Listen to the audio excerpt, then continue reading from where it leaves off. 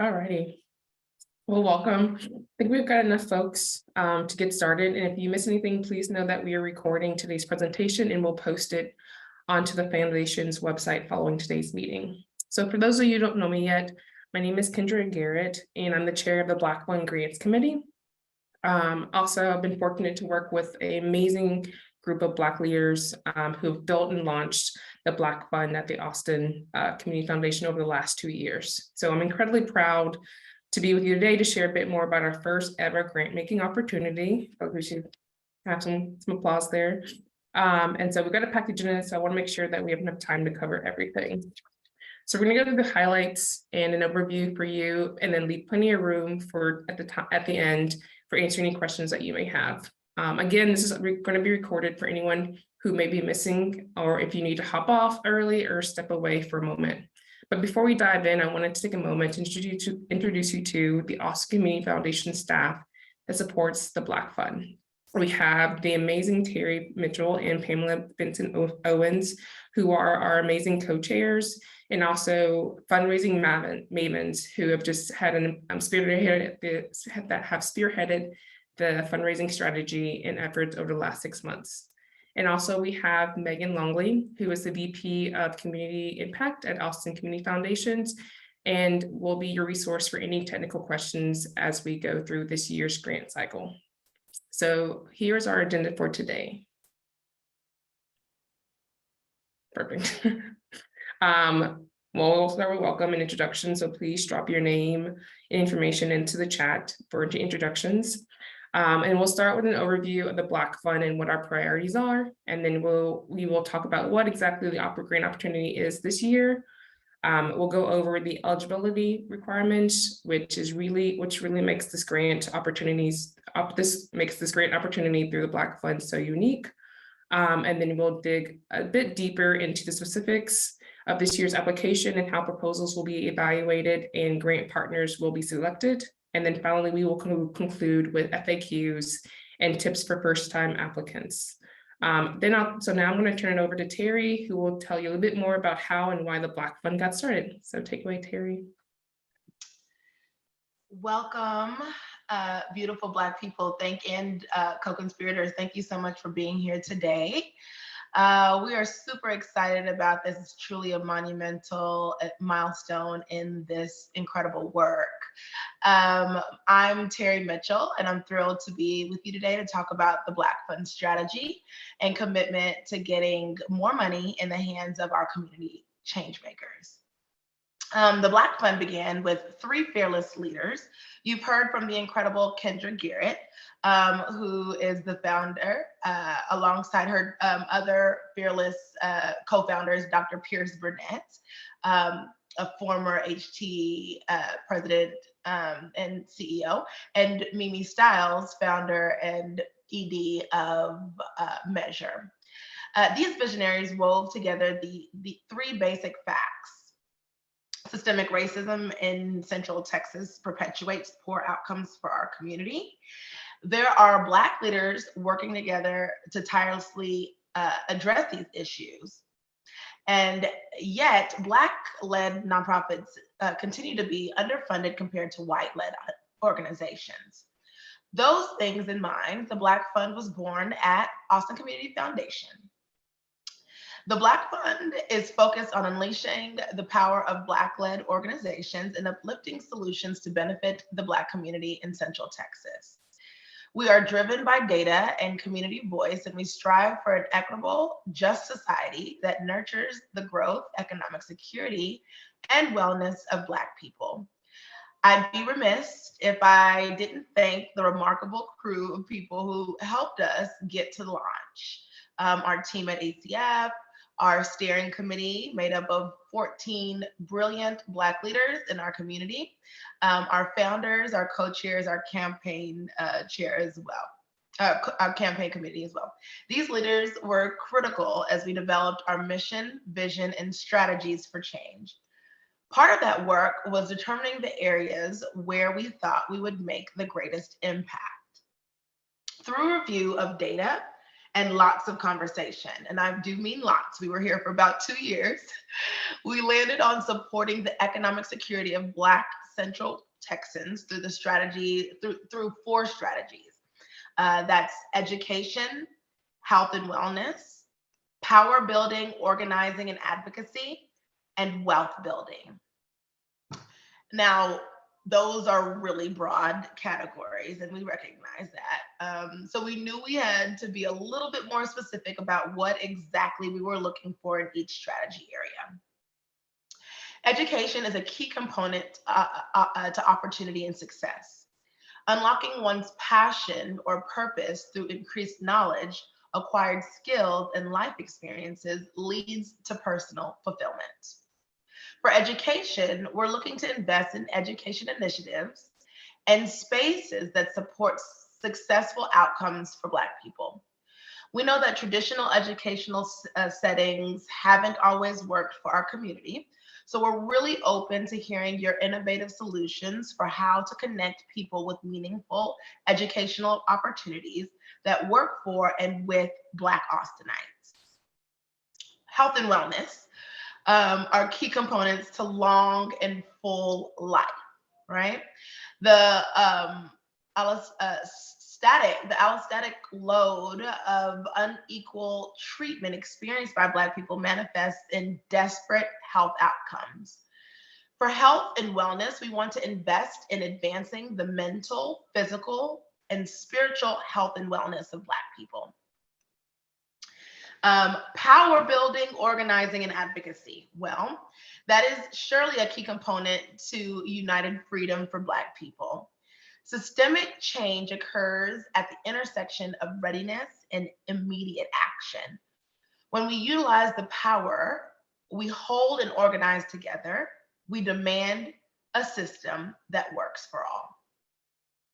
The Black Fund will invest in urgent, emergent, and ongoing initiatives and organizations that harness the collective power of Black people as a means of challenging, redesigning, or uprooting systems to continually move us toward an equitable society.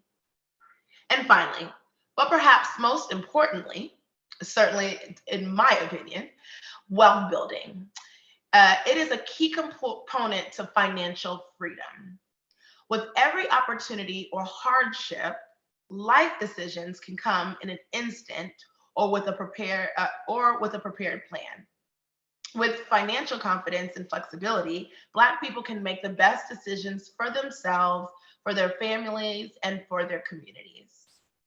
The Black Fund will invest in initiatives and organizations that close the racial wealth gap for Black Central Texans by providing an ecosystem of support resulting in increased individual and shared growth and prosperity. Now that you know that what we're focused on, I hope you can see yourselves and your work fitting into one of these buckets. We're incredibly excited to support your leaders, you leaders, and your organizations. I'm going to pass the mic back to Kendra to tell you a little bit more about how to apply for the grant opportunity. Kendra? Sweet, thank you, Terry. So this grant making cycle is our first, but certainly not our last. And so in total, we will be granting out $340,000. Oh, sorry about that. We'll start over. Thanks, Terry. So this grant making cycle is our first, but certainly not our last. And so we'll be granting out $340,000 in unrestricted general operating support to 16 different organizations. And so I'm going to go through the grant making cycle and the requirements. And so as you are thinking of questions, please feel free to drop it into the chat, and we will definitely follow up at the end during our open question session for folks to be able to answer those questions. So back to, we'll have 16 different organizations that will be funded. So this means that there will be 4 grants in each category that Terry mentioned a few minutes ago. So it's here how we'll break, that breakdown will be. In each category, there'll be a winning finalist that will receive $40,000 in a 2-year grant. So $20,000 in 2023 and $20,000 in 2024. And then there will be 2 semifinalists in each category who will each receive $20,000 in 2023. And then finally, there'll be 1 runner-up in each category that will receive $5,000. So we're really excited to be able to provide general operating support and distribute funding broadly to maximize the number of grant partners in our first year. All right, so next is eligibility application process and evaluation. So how is this going to happen and who's eligible to apply for the Black Fund grant opportunity? So in general, the Black Fund eligibility requirements follow the same guidelines as ACF's other equity funds, such as the Women's Fund and the Hispanic Impact Fund. However, the biggest difference is in this grant opportunity is exclusively for Black-led organizations. So what do we mean by Black-led? So we define Black-led as a Black CEO, executive director, or project lead, and at least 50% of your board is Black identified, or at least 50% of your staff identifies as Black. On our scoring rubric, which you can find online and it will be posted in the chat, points will be based on a sort of a percentage of Black identified leadership. So the higher percentage of your board and or staff that identifies as Black, the more points you receive in that section. I think next slide. Sweet. Additional eligibility considerations. All applicants must be a part of a tax-exempt organization or unit of government doing work in the 6 county Central Texas region. And those counties are listed on the presentation. That includes Bastrop, Burnett, Caldwell, Hayes, Travis, or Williamson counties. This includes fiscally sponsored projects, which we'll talk a little bit about later in a minute. We'll talk about a little bit later. In general, we do not make grants to the following: endowment funds, religious organizations for religious purposes, fundraising activities or events, political lobbying or legislative activities, and individuals. So, but we are aware that the traditional nonprofit legal structure has created barriers for Black-led community efforts to take advantage of philanthropic resources. So for this great opportunity, we highly recommend and welcome grassroots organizations and efforts outside of the 501c3 nonprofit structure. But how we are doing that is we're going to be able to connect you with Six Square, Austin's Black Cultural District, if you're interested in a fiscal sponsorship for this grant application.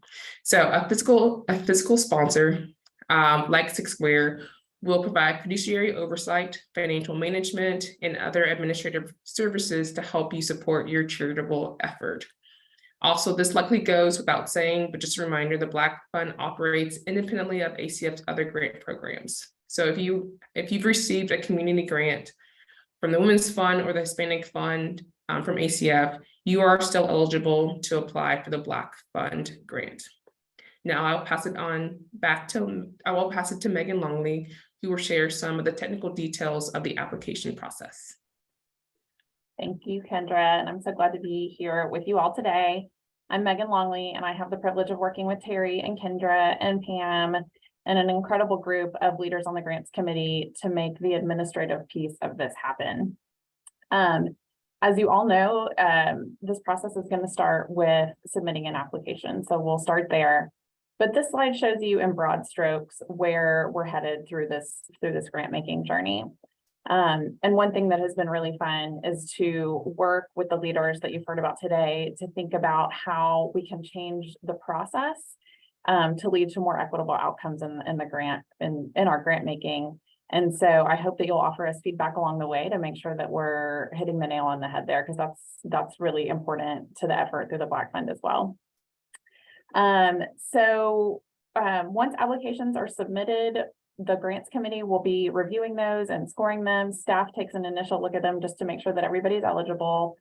As we go through, 4 applicants in each category will be invited back to do Zoom learning sessions, which are just an opportunity for the grants committee to meet the leadership of your organization and to learn a little bit more human to human about the work that you're doing, and bring to life the work that you submitted through your application.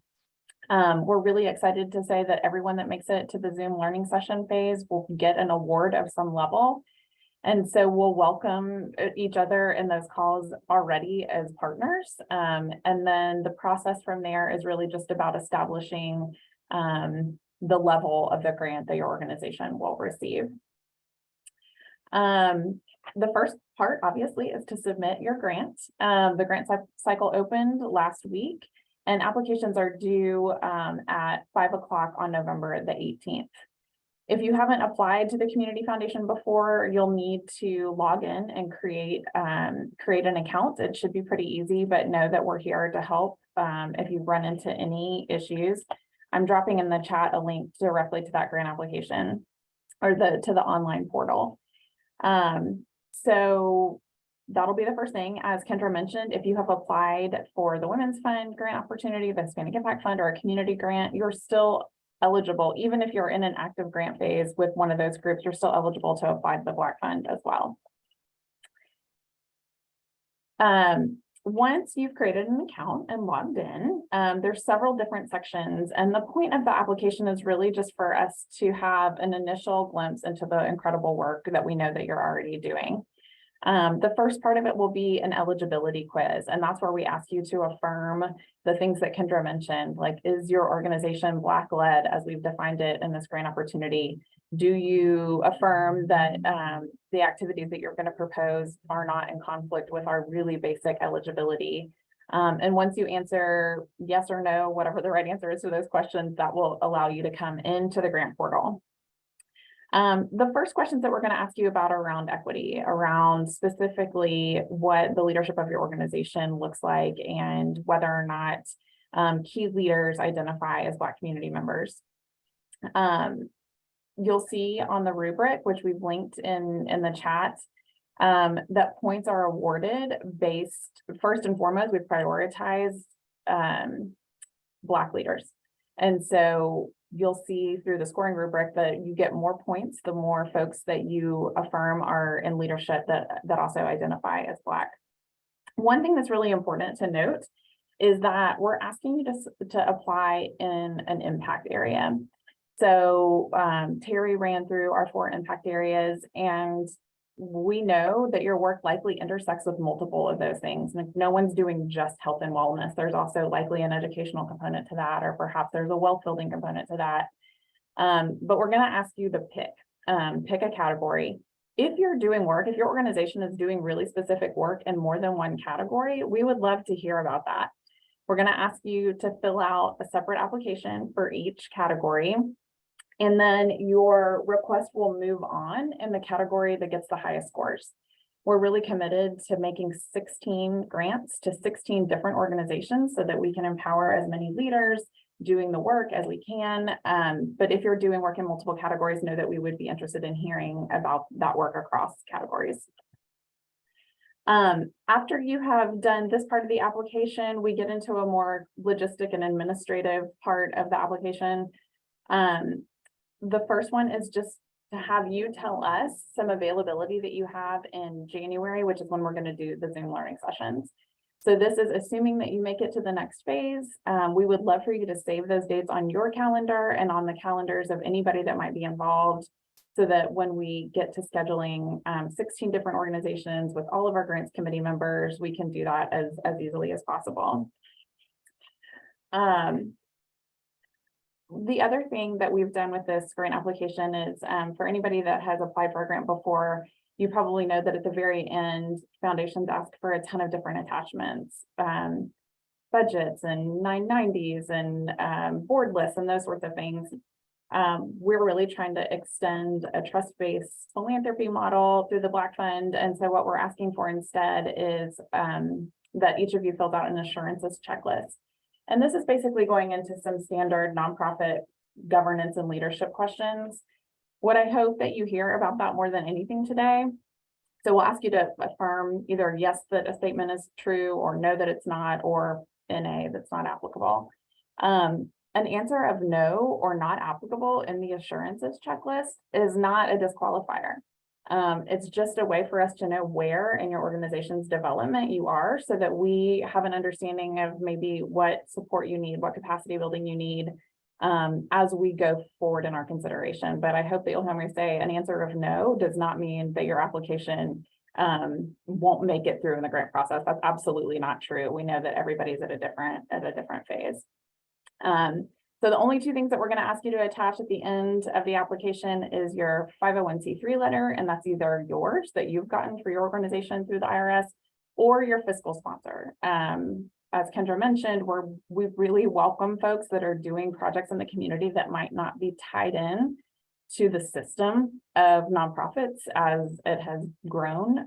But please do connect with Pam and her team at Six Square to talk about fiscal sponsorship, so that we can consider funding your project through that structure instead. We're also going to ask you to upload your budget. If you have a form for that you use and that works for your organization, that's great. If you'd like to see a template to put one together, we're happy to share that as well. A couple of important notes, I mentioned this before, but I think it's worth going ahead and mentioning again. We have shared the rubric in advance, which I'm going to put in the chat again, because that's the guide. That's how you'll know for each question what the committee is going to be scoring against. So you'll know what will get a 10-point score, you'll know what'll get a 5-point score, and you'll know what'll get 0-point score. And so as you're answering those questions, you can reference back to the rubric and know exactly what the committee is looking for in your answer. So would really encourage you to have that up at the same time as you fill out the grant application. Excuse me. And like I said, you can be considered in multiple categories, but it will require a second or third or fourth even grant application if you're working across all 4 or grant impact areas. So once you've submitted, the committee will get to scoring, and I'm sure that you'll have questions about how that happens. I've referenced the rubric. All of our grants committee members will be using that rubric. So people are looking for the same things, scoring against the same scale. And those, I think, Kendra mentioned that one thing that's really different about this grant opportunity is that it is exclusively for Black leaders serving Black communities. The other thing that's different is that the review committee is made up 100% of Black leaders in our community. And so you'll know that your application is being reviewed by Black committee members making decisions about that $340,000. Those committee members were selected by steering committee members and appointed based on a diverse set of skills, a diverse set of experiences, and perspectives on what life is like in Austin for Black community members. Mentioned there, I'm going to keep talking about the rubric. Apparently, I keep talking about it, but do keep that handy as you're reviewing. After your application is scored, the grants committee will meet, and they were all in subcommittees. So we'll have a subcommittee for each of those impact areas that Terry referenced. And one thing that is really, really important to us is that each grants committee member is disclosing the organizations that they're involved with, so that we can have a very clear and transparent process, so that you know that your application is being reviewed by an objective group of people. So individuals with close ties to an organization, because they're on the staff, they're on the board, their partners on the board, their partner works for the organization, will not be scoring those applications. It is so important that this process is fair and transparent, and we have made sure along the way to build in checks and balances for that, so that there's no conflict of interest going on in the selection process. So 16 organizations will move on to Zoom learning sessions. Like I said, that's the opportunity for us to meet face-to-face, quote unquote. We'll do it over Zoom so that it's convenient for everybody. Although if Zoom doesn't work for your organization, we're happy to figure out a conference call or a different way. But everyone that makes it to that level will be guaranteed some level of funding. Austin Community Foundation staff will schedule those and deal with all the logistics, and be sure that your organization receives in advance the questions that we're going to ask, so you can prepare for that. As you're thinking about who might be appropriate to attend the Zoom learning sessions, we're really wanting to meet your leadership. We're also wanting to meet anybody that deals directly with the clients or patrons that you serve. Those are typically 2 really good people to invite to the call. After the Zoom learning sessions, our grants committee will come back together to discuss their findings, discuss their impressions, and make recommendations and final decisions about how the $340,000 will be allocated. Community Foundation staff will be in touch with folks in late January to let you know how it all shook out. And then we'll look forward to celebrating our new and first ever grant partners in Black History Month, February 2023. So that's a really fast rundown on what the grant cycle looks like. I'm going to invite Kendra back to do some frequently asked questions. Awesome. So our first question, so we've covered a lot of what happens if your organization proceeds throughout the process, but like what happens if it doesn't, like how will I know if my application is declined, and like will I receive any helpful feedback? So before the end of December, you'll hear from the foundation on whether your application is being funded and moving to the semifinalist stage, or if your application has not, it will not be moving. So please understand, like we expect a lot of very worthy and meaningful applications, but it's impossible for us to fund them all. But one of our goals is to make sure that our grant process is as transparent as possible. And if your application does not move forward, please know that we're making office hours available to offer constructive feedback. And so during that session with either ACF staff or one of the volunteers, we'll be able to share your scores. And so so you can get a sense of what areas where you scored higher or lower. And we would love for folks to be able to come back the next cycle if there's any feedback that hopefully would make your application more competitive in subsequent funding cycles. And so we'll be able to share that with you. Next question. We don't exclusively serve Black Central Texans. Can we apply even if not all of our clients identify as Black? The short answer is yes. You can apply if your client population isn't exclusively Black. That said, if your agency serves all races and ethnicities, I would encourage you in your application to connect how a Black fund grant would specifically fund individuals who identify as Black, since this is the ultimate objective of our grant making. And so the next question, similar to the last one, we have a diverse staff, but not everyone identifies as Black. Are we eligible to apply? Perhaps some of you, one of our sort of non-negotiables of this grant process is sort of top leadership. So your CEO, executive director, or project lead, if you're applying under a sort of a fiscal sponsor, has to be Black.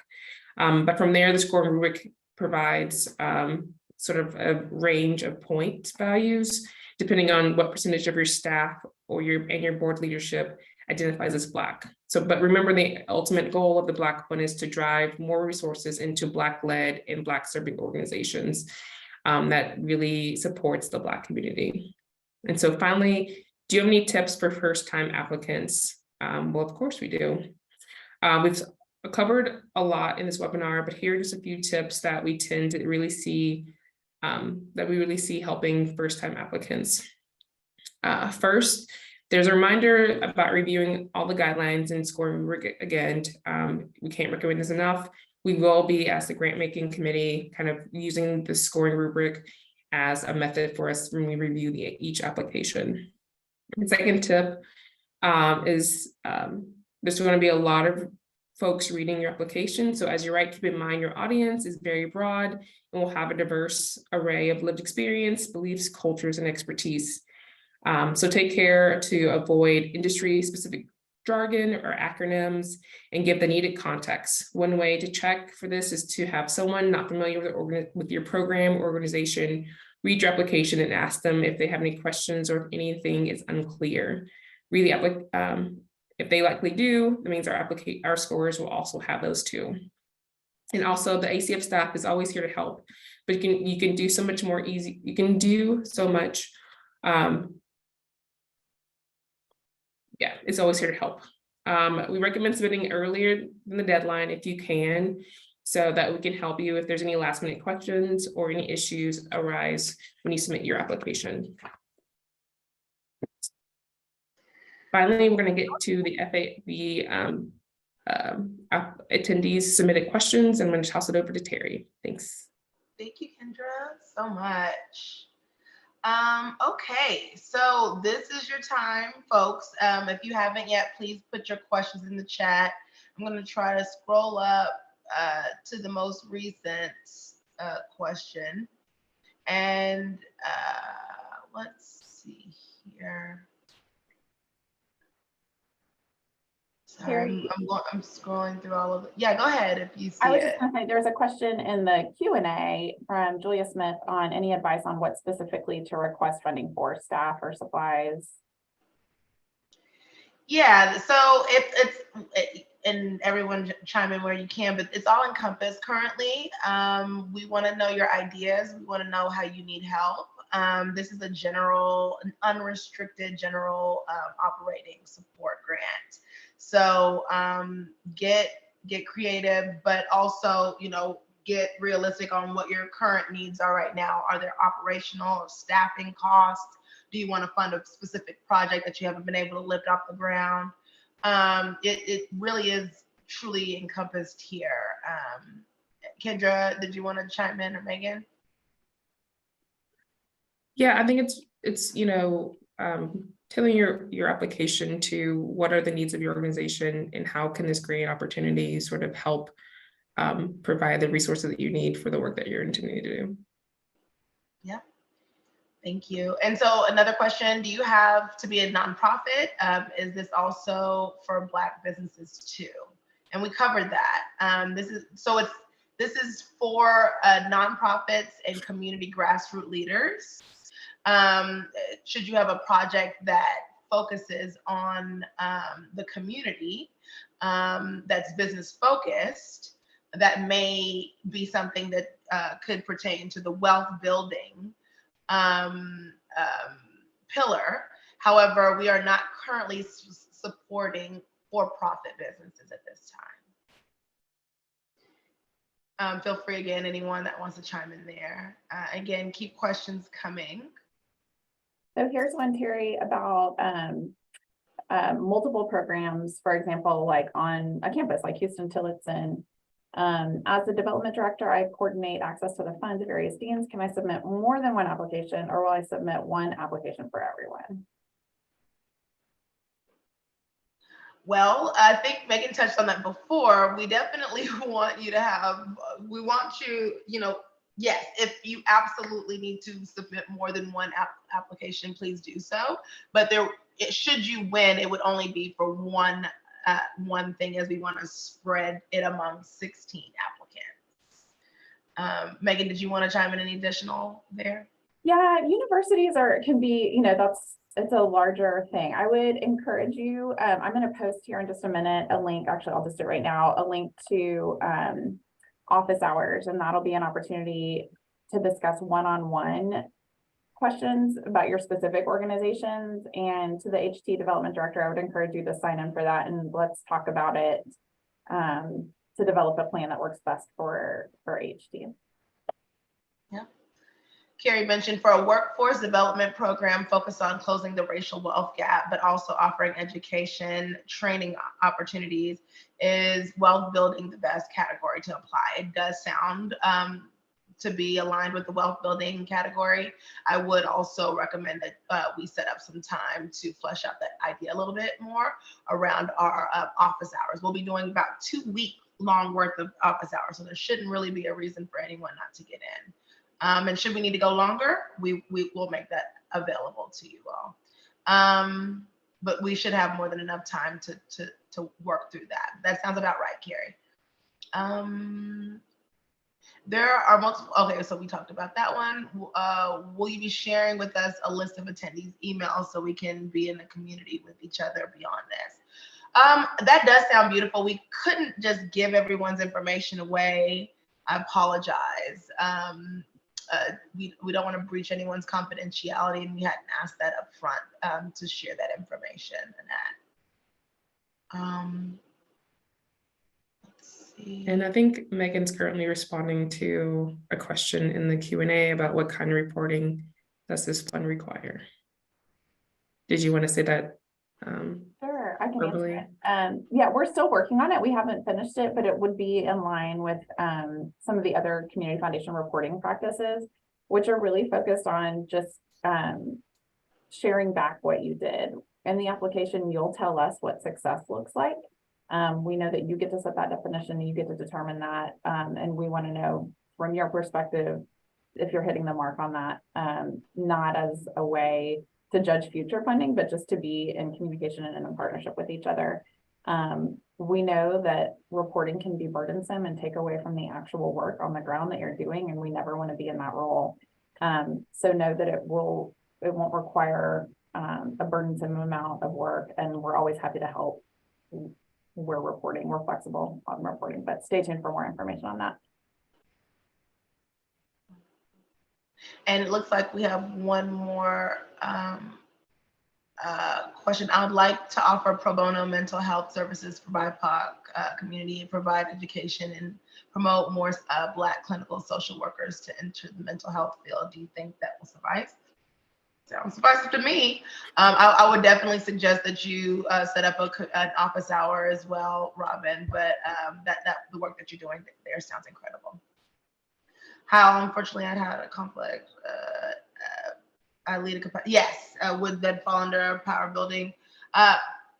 Monique, again, there's going to be an office hour. I'm going to drop it in the chat again. Megan did it earlier. I'm going to drop the link in the chat. Please feel free to go ahead and start signing up for your office hours as early as possible. As you see, there's 60 or so of us that were on the call. There are others in the community that will want to be doing office hours. So start to pick out your time now, and we can work through that.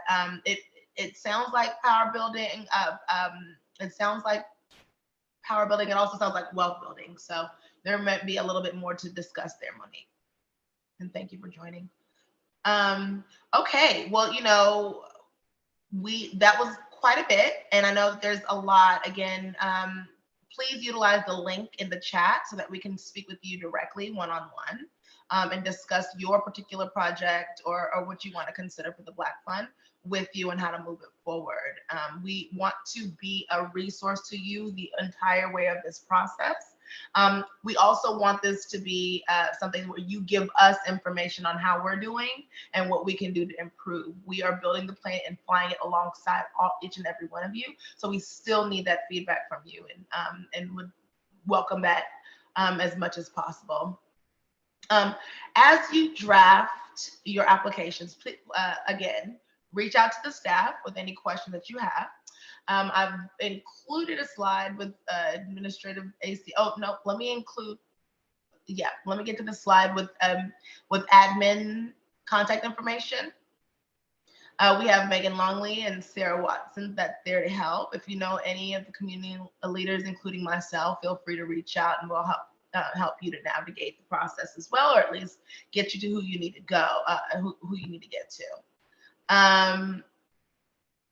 We hope that y'all have a great day. We're so grateful that y'all were able to join us today. We are super, super excited about this process. Again, there are only 16 winners on the first round, right? Grantees on the first round. So there will be more in the future. We want you to continue to stay plugged in.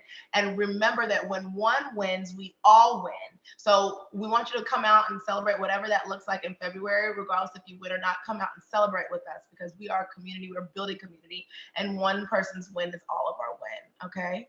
And so thank you again. We're still free for questions. You feel free to send us emails, and we'll talk to you all very soon. Thanks again. Thank you so much. We're excited.